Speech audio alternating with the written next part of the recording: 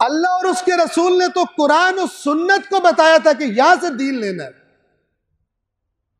لیکن آج اللہ اور رسول کا کلمہ پڑھنے والے قرآن کو سرچشمہ ہدایت نہیں سمجھتے۔ ویسے کہتے ہیں، ویسے اگر کہو نا کہ تو قرآن کو ہدایت نہیں سمجھتا، کہے گا توبہ استغفار توبہ، میں سمجھتا ہوں، لیکن پھر کہا جائے آیت تو یہ کہہ رہی ہے، تیرے بزرگوں نے وہ بات کی ہے، کہے گا ہمارا فہم صحیح نہیں ہے، ہمارے بزرگ جو تھے وہ بہت اچھا قرآن جانتے تھے۔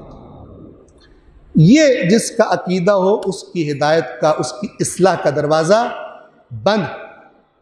اور یہ بھی بتا دوں کہ یہ مشکل تھوڑے بہت فرق کے ساتھ مسلمانوں کے تقریباً تمام سبھی مسالک میں پائی جاتی ہے، سب میں بلا استثناء، ہم بھی شامل ہیں، کہ قرآن کی آیت واضح ہو لیکن کسی بزرگ نے اس کے مقابلے میں کوئی بات کی ہوئی ہو، کوئی اس کی تعویل کر کے بلاخر ایسا مطلب نکالا ہو جو اس آیت سے نہیں پتہ چلتا، اگر آیت کو پڑھا جائے تو کیا کہیں گے؟ وہ بہت زیادہ جانتے تھے، ہم نہیں جانتے۔ اس کا نتیجہ کیا نکلا ہے؟ اس کا نتیجہ یہ نکلا ہے کہ عوام الناس قرآن کو نہیں پڑھتے۔ ہمیں کیا پتہ جو ہمیں سمجھ آئے وہ ہے بھی یا نہیں۔ انتہائی معذرت کے ساتھ گویا کہ یہ اللہ تعالیٰ کو یہ کہہ رہے کہ یا اللہ تو نے ایک ایسا کام کر دیا جس کا ہمیں کوئی فائدہ نہیں، سوائے اس کے کہ تعویذ گنڈے کریں اس میں سے، سوائے اس کے کہ نیچے سے گزریں، جہیز میں دیں، اور الٹی سیدھی حرکات جو مثلا سوائے الٹی سیدھی کیوں کہہ رہا ہوں؟ چونکہ ہدایت نہیں لیتے، جب ہدایت نہ لے تو سب الٹا سیدھا، جو مقصد نزول قرآن ہے وہ نہ کرے تو باقی سب الٹے سیدھے۔ قرآن سے ہدایت لینے کے علاوہ اور کوئی کام نہیں ہے جسے کر کے قرآن کے بارے میں جسے کر کے آپ قیامت کے دن رسول اللہ کی شکایت سے بچ سکیں۔ صرف ایک کام ہے جسے کر کے آپ اس شکایت سے بچ سکتے ہیں، اور وہ ہے قرآن سے ہدایت لینا۔ باقی جتنے مرضی تعویذ بنا لیں، جتنے مرضی قرآن پرنٹ پبلش کروا لیں، مفت قرآن بانٹ دیں، جتنے مرضی مردوں کی قبروں پہ جا کے پڑھ لیں، جو مرضی کر لیں، اس شکایت سے آپ نہیں بچ سکتے۔ وہ شکایت ہوگی اور وہ بڑی خطرناک شکایت ہے۔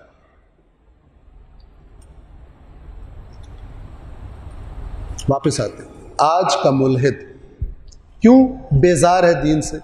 اب جب میں ملحد کہہ رہا ہوں وہ کہ جو اوپر سے مثلا مسلمان ہے لیکن اندر سے دین سے رغبت نہیں ہے، دین اسے اٹریکٹ نہیں کرتا۔ کیا وجہ ہے اس کی؟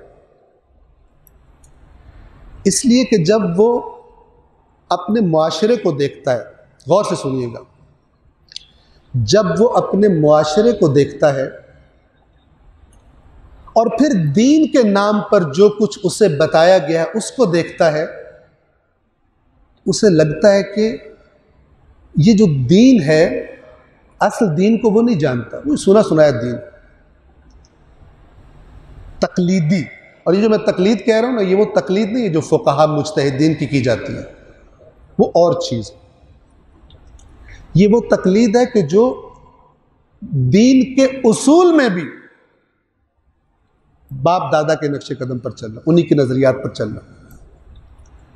آج کا نوجوان دنیا کو جب دیکھتا ہے، خاص طور پہ مغرب کو جب دیکھتا ہے تو کیا دیکھتا ہے؟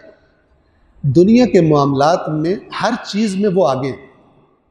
توجہ فرما رہے ہیں؟ اور یہ جو اللہ کے آخری دین کے ٹھیکیدار مسلمان بنے بیٹھے ہیں، یہ بھکاری ہیں ان کے سامنے۔ ان کے حکمران جو اپنے آپ کو اپنی عوام کے سامنے بڑا طاقتور سمجھتے ہیں، جب ان کے سامنے جاتے ہیں تو بھیگی بلی بنے ہوتے ہیں۔ بس کیا نتیجہ نکالتا ہے؟ یہ دین مجھے اس دنیا میں ترقی دینے کی صلاحیت نہیں رکھتا، اس دین کے پاس میرے لیے کوئی پروگرام نہیں سوائے اس کے کہ جو دادی نے کہا تھا جب امتحان دینے جاؤ تو یہ والا وظیفہ کر کے جانا، یہ والا تعویذ باندھ کے جانا۔ پھر وہ سوچتا ہے کہ یہ جو دنیا میں آگے نکل گئے یہ تو کوئی وظیفے نہیں کرتے، یہ تو اللہ کو ہی نہیں مانتے، تو بالکل کھلی نافرمانی اللہ کی کرتے ہیں، اللہ کے احکام کے مقابلے میں قانون بناتے ہیں، اور دوسری دنیا کو بھی انہی اللہ کی نافرمانیوں پر چلنے کی ترغیب دے رہے ہیں۔ تو یہ کیوں آگے نکل گئے؟ میرے ورد وظیفے مجھے آگے کیوں نہیں نکال رہے؟ میرے استخارے مجھے آگے کیوں نہیں نکال رہے؟ میں کیوں پیچھے ہوں؟ اب یہ چیز، یہ احساس اسے آہستہ آہستہ اس دین سے بے رغبت کرتا ہے۔ کیوں؟ وہ سوچتا ہے کہ اگر یہ جو دین ہے، توجہ سے سنیے گا، یہ جو دین ہے اگر یہ اللہ کی طرف سے آیا ہوتا تو یہ دنیا کے ہر پروگرام سے، ہر نظریے سے زیادہ طاقتور ہوتا، اس کو فالو کرنے والے ہر مسئلے میں سب سے آگے ہوتے۔ کیوں؟ یہ اللہ نے دیا ہے۔ خالق ایک چیز دے وہ پاورفل ہوگی، یا اس کی مخلوق ایک چیز بنائے تو وہ خالق سے بھی آگے نکل جائے؟ نہیں ہو سکتا۔ بس وہ اس دین سے بے رغبت ہوتے ہیں۔ لیکن بات سٹوری یہاں پہ ختم نہیں ہوتی، اس کی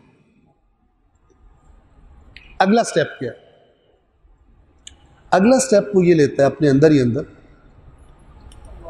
کہ یہ دین تو اس میں تو صلاحیت ہی نہیں ہے، یہ رسومات اور یہ سارا کچھ کرنا یہ دنیا میں کوئی عزت نہیں دلوا رہا، دنیا میں کوئی طاقت نہیں دلوا رہا۔ آج کا دیکھ لیں دنیا، اقوام عالم میں حالت دیکھ لیں اپنی، کشمیری مسلمانوں کی حالت دیکھیں،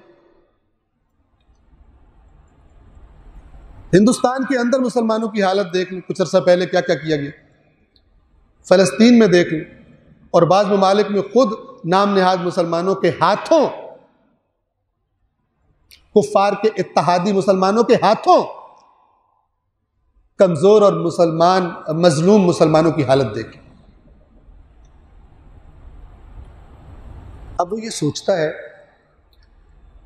کہ یہ دین تو صلاحیت نہیں رکھتا، اسے یہ دین کیا کرتا دکھائی دیتا ہے؟ کبھی اسے یہ دکھائی دیتا ہے کہ یہ دین ہر ظالم حکمران کی جیب میں ہوتا ہے، جس قسم کی بات وہ کرتا ہے اس کو اس دین کے ٹھیکیداروں سے اس کا فتویٰ مل جاتا ہے۔ وہ جو یہودیوں کی صفت اللہ کے نبی نے بیان کی گزشتہ اقوام کی، آپ دیکھ لیں، اپنے پاکستان میں دیکھ لیں کہ جب کوئی کمزور جرم کرتا ہے تو اسے بڑی سخت گرفت میں لیا جاتا ہے، لیکن جب کوئی طاقتور جرم کرتا ہے تو اس کے لیے ہزار راستے نکال لیے جاتے ہیں۔ مثلا اگر کسی نے کوئی ایک دکان رات کو گھس کے چوری کر لی ہو، عام انسان ہو، پکڑا جائے پھنس جاتا ہے،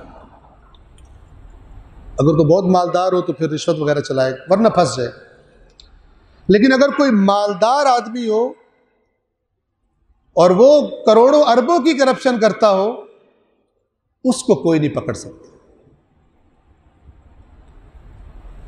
اب جس قوم کے اندر یہ صفت آ چکی ہو اور ہمارے ہاں آ چکی ہے، تو اللہ کے نبی نے کیا فرمایا وہ سن، آپ سب نے سنا ہوا۔